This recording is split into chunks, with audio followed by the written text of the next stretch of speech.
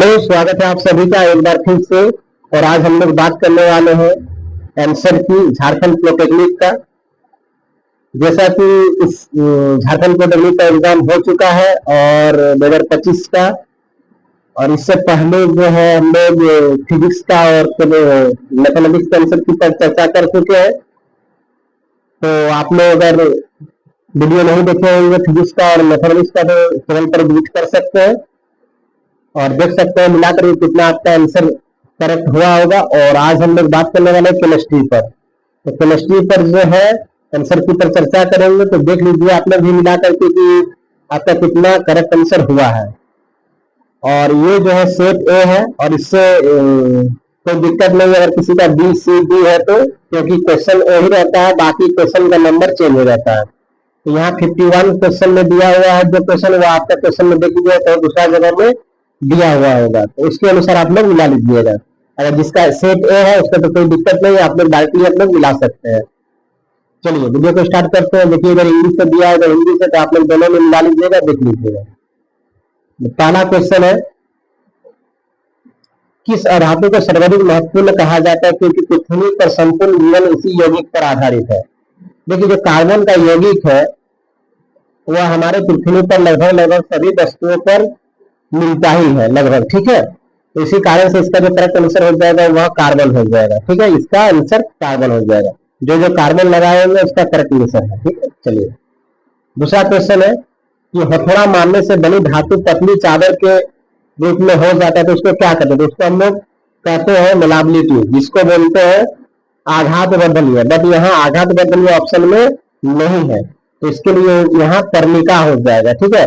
पर्णिका का मतलब क्या होता है, फॉल्स का मतलब क्या होता है कि किसी भी चादर के रूप में किसी भी मेटल का ठोक ठोक के हम लोग हथौड़ा मार मार के जब एकदम चट्टा एकदम पतला, बहुत ही पतला एकदम। फॉर एग्जाम्पल जब हम लोग क्या करते हैं कोई भी मिठाई वाला सामान वामान में देखते हैं तो उसमें धातु की परत लगा हुआ रहता है तो एकदम पतला रहता है, ठीक है। तो लगभग उतना ही पतला बनाया जाता है तो उसको हम लोग फॉल्स बोलते हैं, मतलब पर्णिका बोलते हैं। इसका आंसर क्या हो जाएगा, पर्णिका। चलिए नेक्स्ट क्वेश्चन है कि धातुओं में से किन्हें अत्यंत तैम्य कहा जाता है। तो तैम्य धातु कौन सा होता है, तो तैम्य धातु जो होता है वह सोना और चांदी होता है।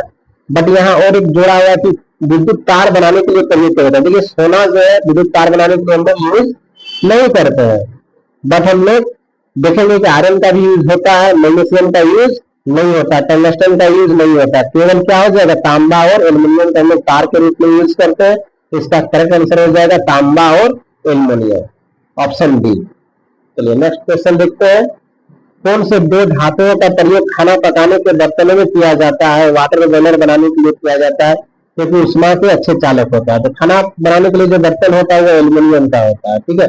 और एल्यूमिनियम यहाँ दिया है और यहाँ दिया हुआ, तो शीशा का यूज हम लोग नहीं करते, इसलिए आंसर क्या हो जाएगा, तांबा। तांबा और एल्यूमिनियम इसका करेक्ट आंसर हो जाएगा। चलिए निम्नलिखित में से किस धातु को अत्यंत कठोर समझा जाता है जिन्हें चाकू से नहीं काटा जा सकता। चाकू से काटने वाला जो धातु है सोडियम पोटेशियम, इस सब धातु जो है चाकू से काटा जा सकता है। बट आयरन, तांबा और एल्यूमिनियम को जो है ये कठोर होता है, कभी इसको चाकू से नहीं काटा जा सकता। इसका करेक्ट आंसर ए हो जाएगा। आप लोग देख सकते हैं जो ए लगाए होंगे उसका करेक्ट आंसर है।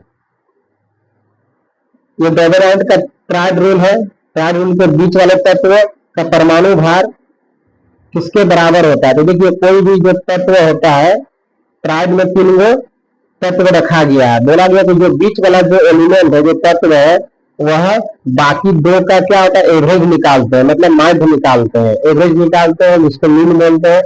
वो आंसर क्या हो जाएगा, 2 अन्य तत्वों के भार का अंक गणितीय माध्य के बराबर होता है, मतलब एवरेज के बराबर होता है ये वाला, ठीक है। इस टाइप का क्वेश्चन हम लोग क्लास में कर चुके हैं ऑलरेडी।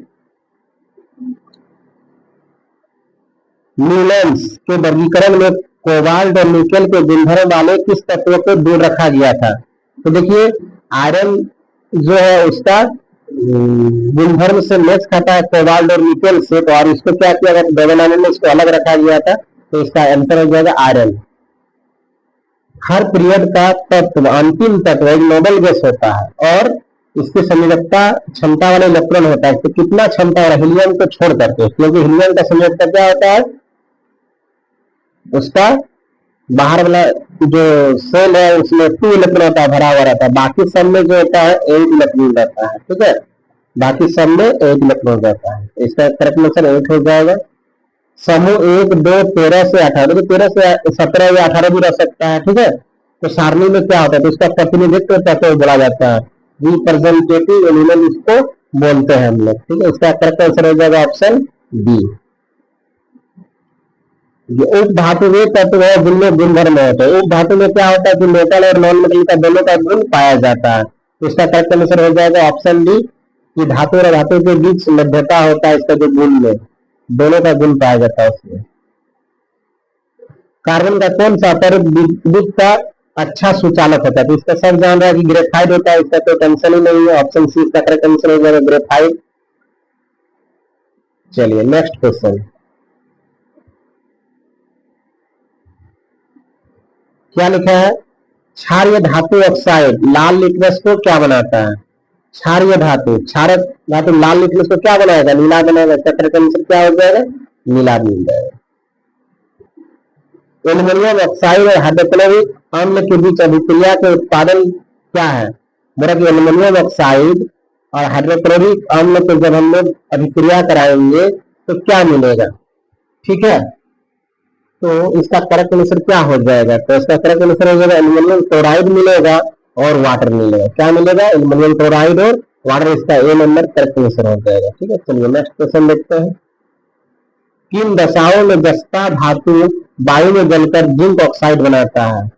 तो जस्ता धातु जो है वायु में जब जलाएंगे वह बहुत तेज गर्म करेंगे तभी जो है वह जिंक ऑक्साइड बनेगा, बाकी जो है कम गर्म करने पर जिंक ऑक्साइड नहीं बनता है, ठीक है। चलिए नेक्स्ट क्वेश्चन, नाइट्रिक अम्ल हाइड्रोजन को जल में अवचेत कर देता है, तो नाइट्रिक अम्ल स्वयं किसमें अवचेत हो जाता है, तो वो नाइट्रस ऑक्साइड में वह चेंज हो जाता है। इसका करेक्ट आंसर ऑप्शन सी हो जाएगा। चलिए नेक्स्ट क्वेश्चन देखते हैं कि आवर्त सारणी के प्रत्येक पीरियड में पहले तत्व में आमतौर पर कितनी संयोजकता क्षमता वाले इलेक्ट्रॉन होते हैं। तो पहला पीरियड में संयोजकता क्षमता वाला 1 होता है। इस तरह का क्वेश्चन हम लोग क्लास में कर चुके हैं, ठीक है। चलिए नेक्स्ट क्वेश्चन देखते हैं कि कौन से अल्कली धातु को समूह 1 में सबसे कम अभिक्रियाशील के रूप में वर्णित किया गया है। ये भी क्वेश्चन बताया गया है, ठीक है। सबसे कम अभिक्रियाशील क्या है, लिथियम है। चलिए निम्नलिखित में से किस समूह को 17 में सर्वाधिक अभिक्रियाशील के रूप में व्यक्त किया गया, तो इसका हो जाएगा फ्लोरीन, ठीक है। चलिए नेक्स्ट क्वेश्चन, ऑप्शन बी इसका करेक्ट आंसर हो जाएगा। अब क्वेश्चन नंबर 69, समूह 18 के तत्वों को अभिक्रियाशील क्यों माना जाता है। समूह 18 तो देखिए अभिक्रियाहीन लिखा हुआ है, अभिक्रियाशील पहले अभिक्रियाहीन मतलब कोई भी अभिक्रिया नहीं करता है, अनरिएक्टिव एलिमेंट बोला जाता है। क्यों बोला जाता है, क्योंकि इसका जो भाषण कक्षा में जो इलेक्ट्रॉन होता है वह पूरी तरह से भरा हुआ रहता है, इसको नोबेल गैस हम लोग बोलते हैं। इसका ऑप्शन बी हो जाएगा, करेक्ट है। चलिए नेक्स्ट क्वेश्चन, अगर दो तत्वों की भाषण कक्षा में इलेक्ट्रॉन की समान संख्या है, दोनों तत्वों में भाषण कक्षा में क्या है, समान संख्या है। मतलब जैसे देखिए कि किसी भी एलिमेंट जो है अगर एटॉमिक नंबर 4 है तो उसको हम लोग क्या लिख सकते हैं, 2 और 2 लिख सकते हैं। किसी का एटॉमिक नंबर जो है वो हमारा 12 है, ठीक है, तो 2, 8 और 2 लिख सकते हैं, ठीक है ना। किसी का एटॉमिक नंबर अगर 20 है तो 2, 8, 8, 2 लिख सकते हैं।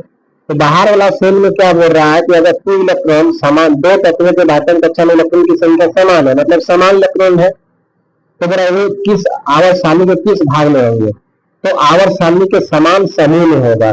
समूह उसका क्या होगा, समान होगा। जिसका 1 होगा वह पहला में रहेगा, दूसरा 2 में रहेगा तो दूसरा 2 में रहेगा, ठीक है। इस तरह से हम लोग रखते हैं। चलिए नेक्स्ट क्वेश्चन, निम्नलिखित में से कौन सा एक अम्लीय विलयन के उदाहरण के रूप में बताया जाता है। अम्लीय विलयन, तो अम्ल में चीनी का पानी अम्ल नहीं होता, NaOH क्षारक होता है, जल भी जो उदासीन होता है, तो संतरे का रस जो है वह अम्लीय विलयन होगा। इसका करेक्ट आंसर हो जाएगा संतरे का रस, इसका करेक्ट आंसर हो जाएगा।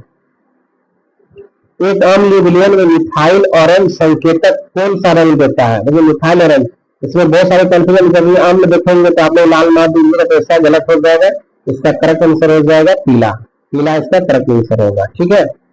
चलिए नेक्स्ट क्वेश्चन देखते हैं कि एक जैविक अम्ल का उदाहरण, जैविक अम्ल का मतलब होता है नेचुरल में जो पाया जाने वाला अम्ल है, ठीक है। तो नेचुरल में जो है ये HCl तो होता है, हाइड्रोक्लोरिक एसिड नहीं होता है, H2SO4 भी नहीं होता है, नहीं होता है, सारा ये सब मानव निर्मित है, ठीक है। और ये बहुत ही हाई रिएक्टिव है। और जैविक अम्ल जो भी होता है वह सब बहुत ही कम जो है रिएक्टिव होता है, ठीक है ना। तो इसका करेक्ट आंसर हो जाएगा CH3COH। इसको हम लोग लैक्टिक एसिड बोलते हैं, लैक्टिक अम्ल भी इसको हम लोग बोलते हैं।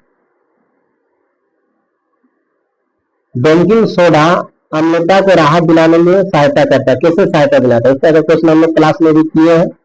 तो ये आमाशय में अधिक HCl को क्या करता है, अभिक्रिया करके उसको निष्क्रिय करता है, मतलब न्यूट्रल कर देता है। इसका करेक्ट आंसर हो जाएगा ऑप्शन बी। जो आप लोग ऑप्शन बी लगाए होंगे करेक्ट आंसर होगा। चलिए नेक्स्ट क्वेश्चन 75 देख लेते हैं। शक्तिशाली अम्ल तेजी से धातु कार्बोनेट, धातु हाइड्रोजन कार्बोनेट के साथ अभिक्रिया क्यों करता है, ठीक है। तो उसके विलयन में हाइड्रोजन आयन की मात्रा अधिक होती है, इसी कारण से ये जो है अभिक्रिया करता है। इसका करेक्ट आंसर हो जाएगा ऑप्शन डी। जो ऑप्शन डी मारे होंगे उसका करेक्ट आंसर होगा 75 में।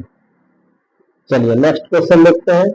धातुओं को किस तत्व के रूप में वर्णित किया जाता है क्योंकि वो इलेक्ट्रॉन देकर धनात्मक होता है। यदि पॉजिटिव देता है धनात्मक होता है धातु, तो इसको इलेक्ट्रो पॉजिटिव बोलेंगे, इलेक्ट्रो पॉजिटिव तत्व के रूप में वर्णित है। चलिए नेक्स्ट क्वेश्चन देख लेते हैं। संयोजन क्षमता वाले इलेक्ट्रॉन की हानि के बाद मैग्नीशियम परमाणु किस निष्क्रिय गैस का विन्यास धारण कर लेता है, ठीक है। तो सोडियम के बाद होता है मैग्नीशियम, मैग्नीशियम का कितना हो जाएगा 12, 2 8 और ये 2। जब ये +2 है तो ये क्या करता है, हानि करता है, मतलब किसी को ये 2 इलेक्ट्रॉन जब दे देगा तो इसके पास कितना इलेक्ट्रॉन बचेगा 2 और 8। जब 2 और 8 बचेगा तो इसका मतलब इसका एटॉमिक नंबर कितना हो गया 10। जब एटॉमिक नंबर 10 होगा तो किसके बराबर हो गया, ये नियॉन के बराबर। नियॉन का एटॉमिक नंबर 10 हो जाएगा। और नियॉन क्या है, एक निष्क्रिय गैस है, नोबल गैस है, ठीक है। तो ये हम लोग का क्या हो जाएगा, इनर्ट गैस नियॉन हो जाएगा, ठीक है। चक्कर का आंसर डी हो जाएगा। चलिए पिकोमीटर, तो मीटर में क्या संबंध है, एक पिकोमीटर इक्वल टू 10⁻⁻12 मीटर होता है, ठीक है। उसका करेक्ट आंसर ऑप्शन ए हो जाएगा। कार्बन के किस लैटिन शब्द में व्युत्पन्न हुआ है, मतलब कार्बन किस लैटिन शब्द से बना है, तो कार्बो से बना है, ठीक है। इसको क्या बोलते हैं, कार्बो। और कार्बो का जो अर्थ होता है, कार्बो का जो अर्थ होता है उसको हम लोग क्या बोलते हैं, चारकोल या कोयला बोलते हैं, कोल बोलते हैं, कोल या चारकोल, ठीक है ना, या फिर चारकोल बोलते हैं, याद रखना है, ठीक है। चलिए नेक्स्ट क्वेश्चन। कार्बन के बाहर वाले कक्षा में कितने इलेक्ट्रॉन होते हैं, इसका क्वेश्चन बहुत सारे किए होंगे हम लोग, ठीक है। सभी का बात करें कक्षा में संयुक्ता इलेक्ट्रॉन के साथ साथ हम लोग सभी पढ़े हैं। तो चलिए इसका करेक्ट आंसर हो जाएगा 4। सभी को मारे होंगे इस तरह का क्वेश्चन आसानी से। पहले HCl को सोडियम कार्बोनेट पर डालने पर कौन सी गैस निकलती है, तो HCl को सोडियम कार्बोनेट, देखिए सोडियम के साथ जब हम लोग रिएक्ट कराएंगे तो हाइड्रोजन गैस निकलेगा, क्योंकि मेटल के साथ जब रिएक्ट करता है HCl कोई अम्ल तो हाइड्रोजन गैस निकलता है। बट यहाँ सोडियम कार्बोनेट के साथ जब रिएक्ट कराएंगे तो वह कार्बन डाइऑक्साइड गैस निकलेगा। इस टाइप का क्वेश्चन हम लोग कर चुके हैं क्लास में, ठीक है ना। अगर किसी को अगर दिक्कत है तो देख लीजिएगा, क्लास में हम लोग पहले इस तरह से किए हैं। तो कंफ्यूजन में अगर हाइड्रोजन मारे हैं तो वो क्या हो जाएगा, गलत हो जाएगा। ऑप्शन क्या हो जाएगा बी, क्योंकि यहाँ सोडियम कार्बोनेट है और यहाँ पर सोडियम ओनली रहता है, तब हाइड्रोजन होता है, सोडियम कार्बोनेट है, इसी कारण से ये कार्बन डाइऑक्साइड होगा। चलिए नेक्स्ट क्वेश्चन। पोटेशियम आयोडाइड और लेड नाइट्रेट के साथ अभिक्रिया में बनने वाले प्रक्षेप का क्या रंग होगा, तो इसका जो रंग होगा वह पीला होगा, ठीक है। जो पीला मारे होंगे उसका सही है। CaO के लिए कौन से 2 सामान्य नाम है, तो उसको चूना और बुझा हुआ चूना बोलते हैं, लाइम और क्विक लाइम इसको बोला जाता है। चलिए नेक्स्ट क्वेश्चन देखते हैं। Ba बेरियम हाइड्रोक्साइड और अमोनियम क्लोराइड के बीच NH4Cl, अमोनियम क्लोराइड और बेरियम हाइड्रोक्साइड के बीच जब अभिक्रिया कराते हैं तो ये किस रूप में वर्णित होता है, तो ये ऊष्मशोषी अभिक्रिया होता है। क्या होता है, ऊष्मशोषी अभिक्रिया, इसको याद रखना है, ठीक है। चलिए इसका करेक्ट आंसर हो जाएगा ऑप्शन सी। और ये जो है आप लोग देख सकते हैं, जो सी मारे होंगे उसका सही आंसर हुआ होगा। असंतुलित समीकरण, देखिए ये संतुलित नहीं है। असंतुलित समीकरण उत्पाद में कितने ऑक्सीजन परमाणु है, ये देख के लग रहा है ऑक्सीजन में कितना एक है, तो ऑक्सीजन को क्या हो जाएगा, एक हो जाएगा। चलिए नेक्स्ट क्वेश्चन देखते हैं। कार्बन के संयोजित स्थिति के रूप में निम्नलिखित में से किसका उल्लेख किया जाता है? तो कार्बन में संयोजित स्थिति के रूप में जो है वह कार्बन डाइऑक्साइड है यहाँ, बाकी सब तीनों जो है कार्बन का अपर रूप है। ठीक है, चलिए नेक्स्ट क्वेश्चन देख लेते हैं। हीरे को ऑक्सीजन में जलाने पर कौन सी गैस निकलती है? जब हीरा क्या है, कार्बन का अपर रूप है, और ये क्या निकलेगा, कार्बन डाइऑक्साइड निकलेगा। इसका करेक्ट आंसर क्या हो जाएगा, कार्बन डाइऑक्साइड। एक हीरे के क्रिस्टल में कार्बन परमाणु की क्या व्यवस्था होती है? तो कार्बन परमाणु जो होता है वह चतुष्कोणीय टेट्राहेड्रल होता है। ठीक है, कार्बन क्रिस्टल में क्या होता है, टेट्राहेड्रल जिसको बोलते हैं, चारों तरफ ये बॉन्ड बनाता है, इसको टेट्राहेड्रल बोलते हैं। और ये क्लास में हम लोग कर चुके हैं और आसानी से आप लोग इस क्वेश्चन को बनाए होंगे। ठीक है, टेट्राहेड्रल बना। बैंकिन स्टर फ्लोरीन तो कितने कार्बन परमाणु के समूह वाला कार्बन के रूप में माना जाता है? तो ठीक है, एक हीरा हो गया, एक ग्रेफाइट हो गया, और एक ये बकलिस्टर फ्लोरीन। तो ये तीन कार्बन का अपर रूप है, और इसको पूछा गया कि कितने कार्बन जो है कितने समूह वाला कार्बन परमाणु से बना हुआ है। तो इसका करेक्ट आंसर हो जाएगा ऑप्शन सी, मतलब C60 से ये मिलकर क्या होता है, बना है। ठीक है, इसका करेक्ट आंसर हो जाएगा ऑप्शन डी। जो ऑप्शन डी लगाएंगे उसका सही होगा। चलिए नेक्स्ट क्वेश्चन देख लेते हैं। संतृप्त हाइड्रोकार्बन को किस नाम से जाना जाता है? तो इसको अल्केन के नाम से जाना जाता है। ये भी क्लास में कराया हुआ, एकदम बहुत ही आसान क्वेश्चन। चलिए नेक्स्ट क्वेश्चन देखते हैं। पोटेशियम क्लोरेट के अपघटन में कौन सा उत्प्रेरक की भांति कार्य करता है? उत्प्रेरक मतलब पोटेशियम क्लोरेट में तो रिएक्ट कराते हैं, तो उत्प्रेरक का कार्य करता है, कैटलिस्ट का काम करता है। तो उसका करेक्ट आंसर हो जाएगा ऑप्शन बी, MnO2।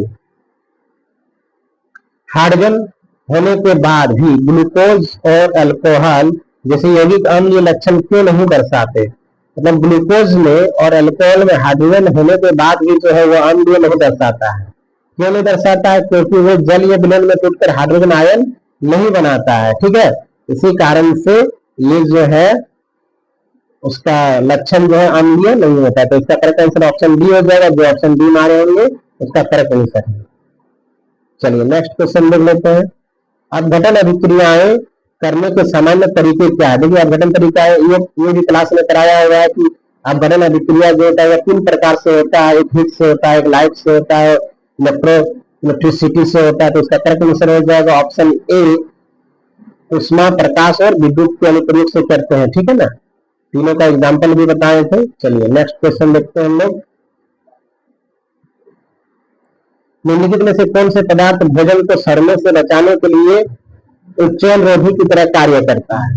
इस क्वेश्चन में थोड़ा सा कंफ्यूजन है, लेकिन इसका करेक्ट आंसर जो है ऑप्शन बी हो सकता है, क्योंकि इसका जो करेक्ट आंसर होता है वह लवण भी होता है। ठीक है ना, तो इसी कारण से इस क्वेश्चन में थोड़ा सा कंफ्यूजन है। तो आप लोग देख लीजिएगा बी या सी में से एक होगा, क्योंकि यहाँ जल है, वाटर है, इसी कारण से इस क्वेश्चन में थोड़ा कंफ्यूजन है। क्योंकि सॉल्व तो होता ही है 100%, बट ये जो ऑप्शन दिया है BHT और BHA, उस पर थोड़ा सा डिस्कस करेंगे, उसके बाद देखेंगे। तो जो ऑप्शन बी और सी लगाएंगे देख लीजिएगा आंसर की फाइनल आंसर के आने के बाद ये आंसर क्या लेता है। ठीक है, चलिए नेक्स्ट क्वेश्चन देखते हैं। MnO2 और HCl 4HCl में MnCl2 Cl2 और 2H2O में उपयुक्त अभिक्रिया में उपचायक अभिकर्मक कौन है? तो उपचायक अभिकर्मक जो है वो MnO2 है। ठीक है, चलिए नेक्स्ट क्वेश्चन, क्योंकि इसका आंसर ए हो जाएगा। तो डायरेक्ट आंसर पूछा पेंटन का आणविक सूत्र क्या होगा? तो C5H12 होगा इसका करेक्ट आंसर। जो ऑप्शन सी लगाएंगे सही होगा। बहुत ही आसान क्वेश्चन। इथाइल, इथाइल का सामान्य नाम क्या है? तो एसिटाइलिन इसका नाम है, एसिटाइलिन इसका करेक्ट आंसर हो जाएगा। ऑप्शन बी जो लगाएंगे वह सही होगा। देखिए क्वेश्चन, समान आणविक सूत्र मगर भिन्न संरचना सूत्र वाली यौगिक को क्या कहते हैं? समावयी कहते हैं, समावयता जिसको बोलते हैं आइसोमर। ठीक है, इसको हम लोग आइसोमर्स बोलते हैं। हेक्सेन यौगिक के लिए कितने समावयी बनते हैं? हेक्सेन के लिए कितने संभव होता है? तो इसका करेक्ट आंसर हो जाएगा 5। ये क्या होता है, इसका हम लोग बनाते हैं समावयी, जैसे ये 5 है, और उसके बाद फिर जब बनाएंगे तो 1 2 3 4 और एक नीचे कर देंगे, 1 2 3, एक इधर कर देंगे, कितना हो गया 4। यहाँ 1 2 3 4 5 और एक होगा ना 6, यहाँ और एक होगा 5 और यहाँ एक हो जाएगा, इसको 1 2 3 4 और एक बना सकते हैं 3 वाला, 1 2 और ये 3, इधर एक बना सकते हैं, इधर एक बना सकते हैं, फिर तो इस तरह से टोटल हम लोग 5 जो है इसका समावयी बना सकते हैं, संभव है इसका 5 बनाने का। ठीक है, चलिए नेक्स्ट क्वेश्चन देख लेते हैं और अंतिम क्वेश्चन है ये, धातु किस प्रकार धनात्मक आयन बना लेता है। तो धातु हम लोग जानते हैं कि ये क्या करता है, किसी को देता है, इलेक्ट्रॉन को क्या करता है, तो जिसमें पॉजिटिव चार्ज रहता है, और किसी को क्या करता है, ये लूज करता है, मतलब देता है। ठीक है, तो इलेक्ट्रॉन देकर ये पॉजिटिव चार्ज बनाता है, और जो ग्रहण करता है, जो लेता है, उसमें क्या होता है, नेगेटिव चार्ज होता है। तो इसका करेक्ट आंसर हो जाएगा ऑप्शन ए। जो आप लोग जो है ऑप्शन ए लगाएंगे उसका करेक्ट आंसर होगा। तो इस तरह से जो है क्वेश्चन टोटल 50 क्वेश्चन केमिस्ट्री का है, तो आप लोग मिला सकते हैं कि कितना आप लोग का सही हो रहा है। ठीक है, और बाकी जो है हम लोग देखेंगे कि कब आंसर की आ रहा है और इसका कटअप भी कितना जाएगा इस बार, क्योंकि इस बार जो है क्वेश्चन पेपर बहुत ही आसान पूछा गया था, चाहे वो मैथ बोला जाए या फिजिक्स बोला जाए या केमिस्ट्री, तीनों पेपर में ही जो है आसान क्वेश्चन पूछा गया था। और अगर कुछ प्रॉब्लम है, किसी क्वेश्चन में कोई डाउट है, तो आप लोग कमेंट कर सकते हैं। चलिए, धन्यवाद।